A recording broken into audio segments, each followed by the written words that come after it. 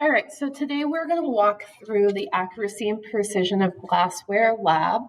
So you need a scale and your 3 pieces of glassware. You need your beaker, your Erlenmeyer flask, and your graduated cylinder. And then you need some distilled water right here. So the first thing we're going to do is we're going to get our piece of paper. And we're going to weigh each one of our pieces of glassware empty. So I'm going to start with the Erlenmeyer flask, and I'm going to weigh it, and I get 97.2 grams. Then I'm going to take my beaker, I'm going to weigh it, I get 64.5 grams. And then finally, I get my graduated cylinder, and I get 102.7. All right, now that I have my weighed beaker or my weighed glassware, I'm going to start with the Erlenmeyer flask, and I'm going to fill it to 100 milliliters.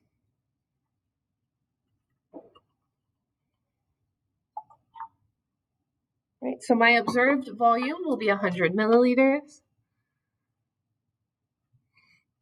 And then I'm going to weigh my Erlenmeyer flask again. I'm going to take my current weight here and subtract the weight of the empty glassware. So 196.3 minus 97.2 equals 99.1. Right, and I'm going to repeat this process with my other 2 pieces of glassware. So I've weighed my beaker. I'm going to pour to 100. Wow, I made a mess.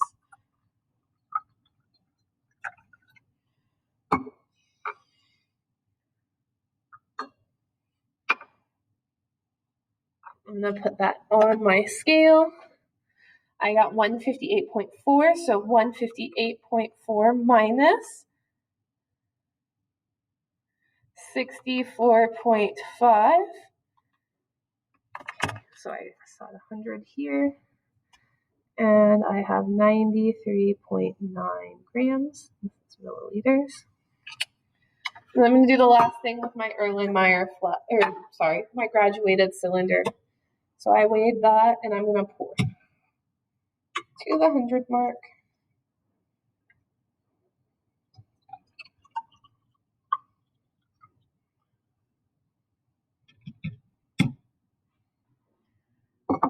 And I'm going to weigh it.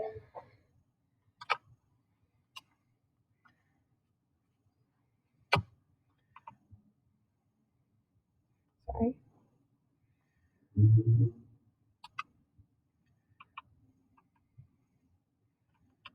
So I got 200.4 minus 102.7.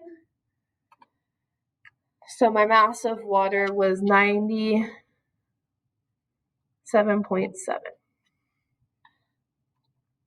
So my actual volume, to find my actual volume, I'm going to take the mass of water divided by the density of water. And I know, because my teacher told me, that the actual the density of water is 1. So I'm going to take 99.1 and divide it by 1. And I get 99.1 milliliters, 97.7 milliliters, and 93.9 milliliters.